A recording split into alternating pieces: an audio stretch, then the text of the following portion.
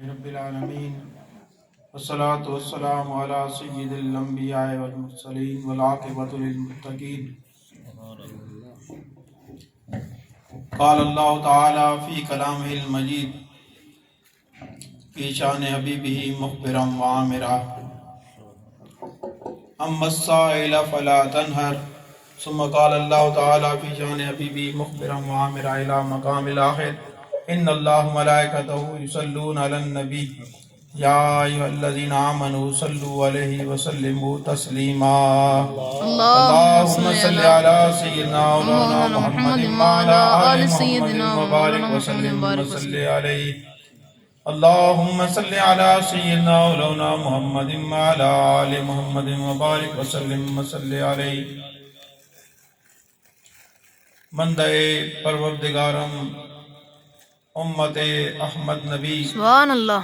بندہ پروردگارم امت احمد نبی مذہب حنفیہ دارم ملت حضرت خلیل مذہب حنفیہ دارم ملت حضرت خلیل دوست دارم چار یار تابع اولاد علی۔ اللہ تعالیٰ کی ذات اس محفل کو اپنی بارگاہ میں شرف قبولیت عطا فرمائے، آمین۔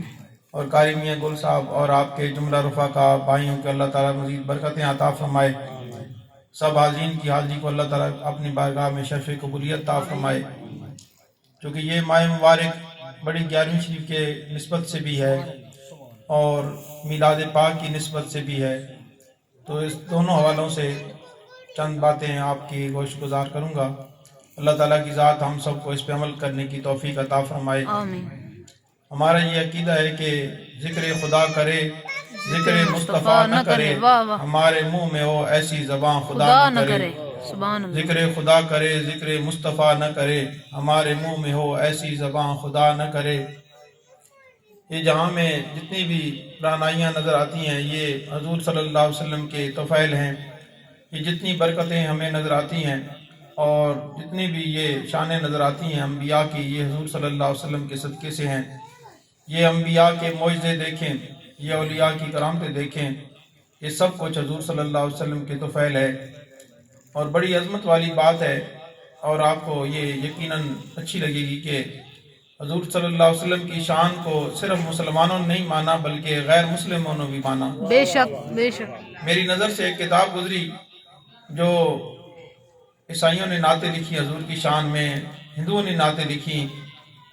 اس کتاب کے ٹائٹل پیج پہ ایک شعر لکھا تھا جس سے یہ پتہ چلتا ہے کہ حضور کی شان کو صرف مسلمانوں نے نہیں مانا بلکہ غیر مسلموں نے بھی مانا ہے۔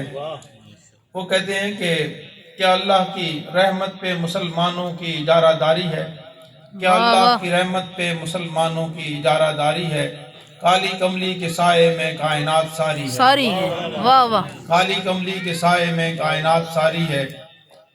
اسی طریقے سے ایک چیف جسٹس گزرے ہیں پاکستان میں سپریم کورٹ کے، ان کا نام تھا راجہ بھگوان داس۔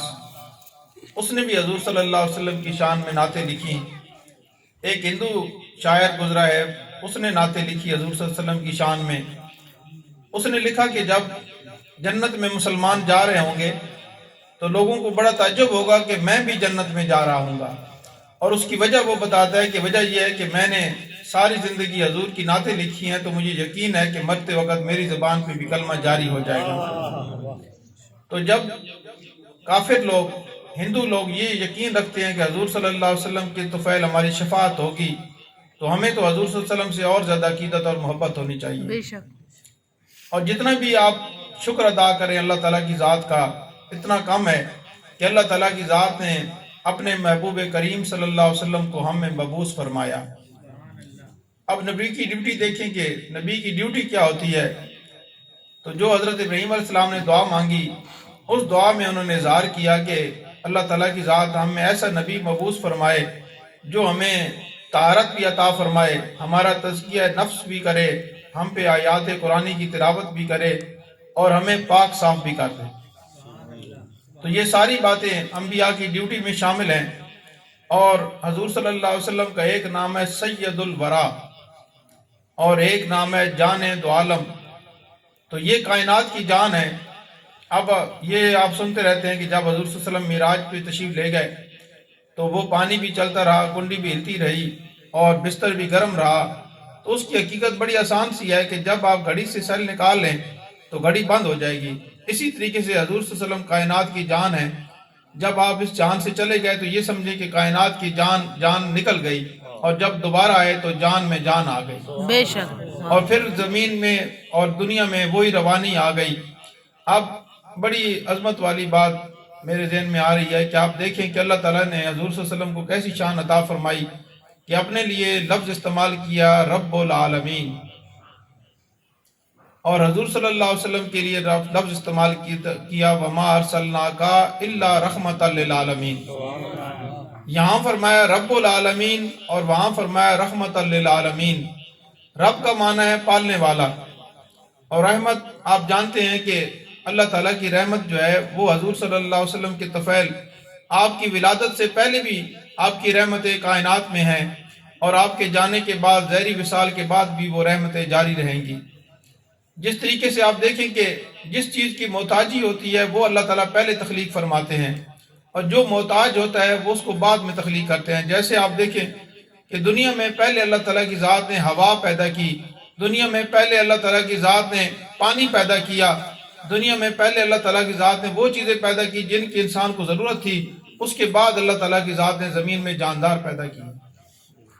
تو کائنات میں اللہ تعالیٰ کے نے جب کائنات کا آغاز کیا تو اس کے ساتھ ہی حضور صلی اللہ علیہ وسلم کی رحمت بھی وجود میں آئی.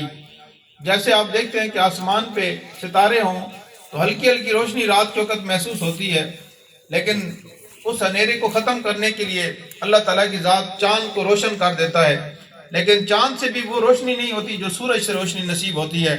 یہ جو ستارے ہیں یہ اللہ تعالیٰ کے انبیاء ہیں، اور یہ اولو العزم جیسے حضرت موسیٰ علیہ السلام، حضرت عیسیٰ علیہ السلام، یہ جو انبیاء ہیں، حضرت ابراہیم علیہ السلام، یہ جو اولو العزم انبیاء ہیں ان کی مثال ایسے ہے جیسے کہ چاند چمک رہا ہو.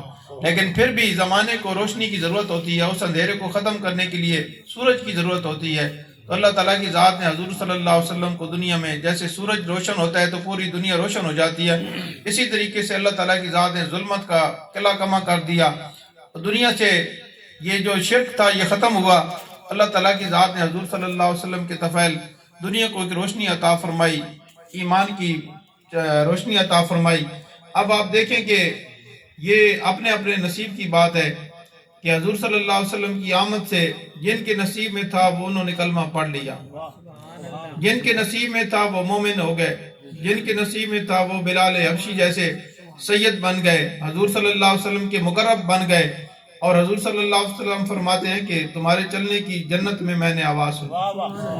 ابھی زندہ ہیں تو آپ فرما رہے ہیں کہ تمہارے چلنے کی جنت میں میں نے آواز سنی. تو صہیب روم سے آئے، صہیب رومی بن گئے. تو اس طریقے سے حضور صلی اللہ علیہ وسلم کے ساتھ جس کو نسبت حاصل ہوئی اللہ تعالیٰ کی ذات نے اس کی شانوں میں اور اضافہ کر دیا.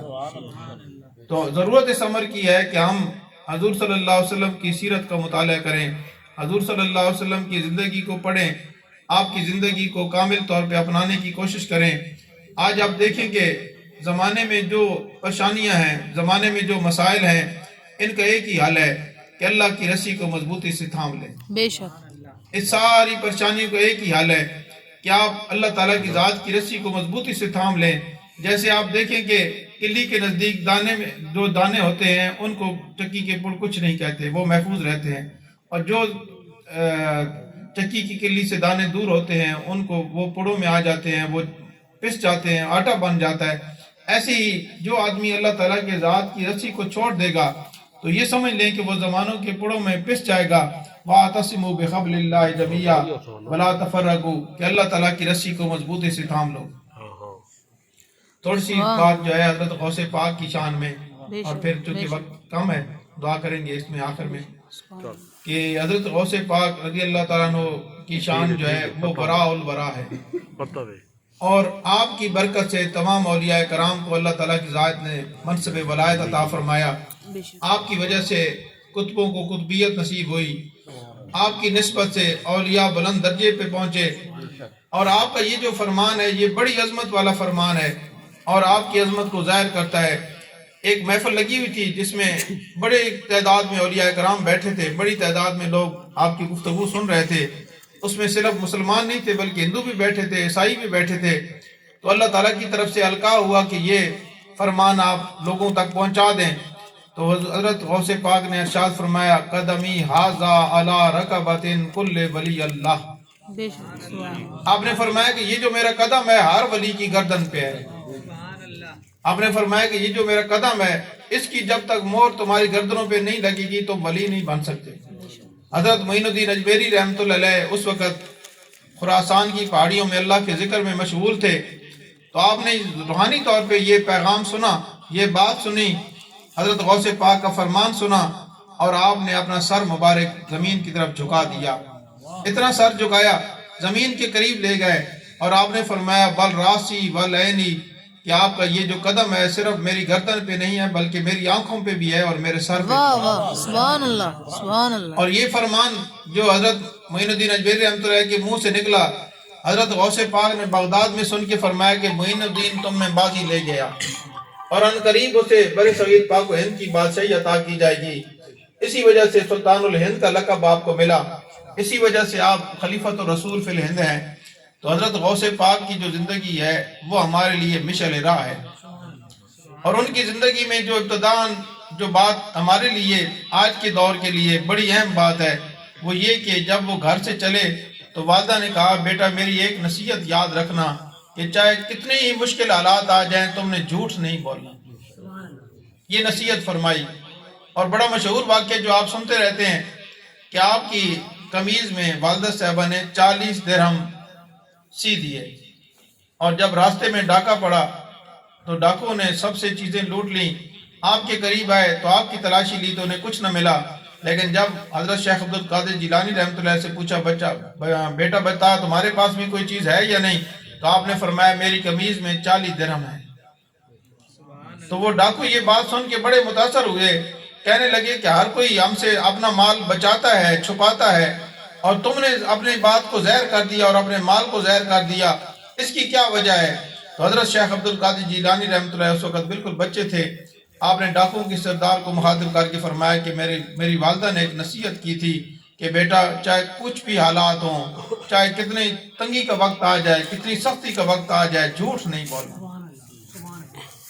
اس بات نے ڈاکوں کے سردار پہ بڑا اثر کیا، کیونکہ یہ بات کسی عام آدمی کی زبان سے نہیں نکل رہی تھی، ایک ولی کامل کی منہ سے نکل رہی تھی، تو جو بات دل سے نکلتی ہے وہ اثر رکھتی ہے۔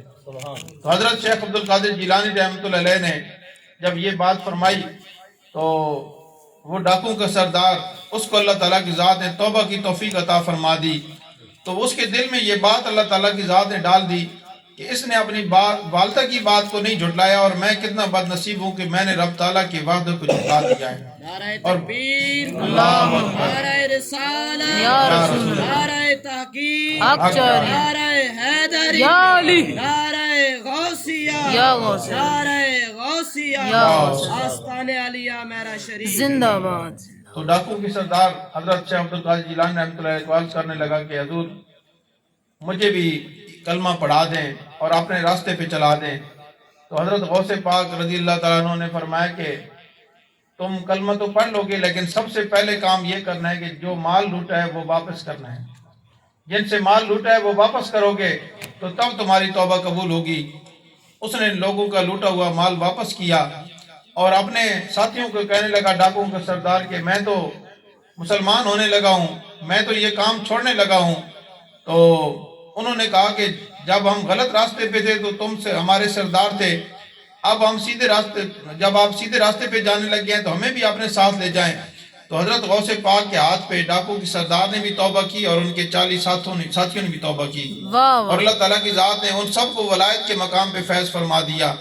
تو دعا یہی ہونی چاہیے، کوشش یہی ہونی چاہیے کہ اللہ تعالیٰ کی ذات ہمیں سچ بولنے کی توفیق عطا فرمائے، آمین اور اللہ تعالیٰ کی ذات قائد صاحب کے اس پروگرام کو اپنی بارگاہ میں شرف قبولیت عطا فرمائے، آمین اور تا دم زیست اللہ تعالیٰ کی ذات ایسی محفلیں منعقد کرنے کی توفیق عطا فرمائے۔ آمین۔ میں اپنی گفتگو اس ربائی پہ ختم کرنے لگا ہوں۔ کیا تاریکی میں راہ ملتا نہیں، میں کشوں کی بھیڑ ہے پر میں قدا ملتا نہیں، لاکھ ناخدا ہیں پر با خدا ملتا نہیں، آپ جیسے خلق والا رہنما ملتا نہیں، وما علینا الا البلاغ۔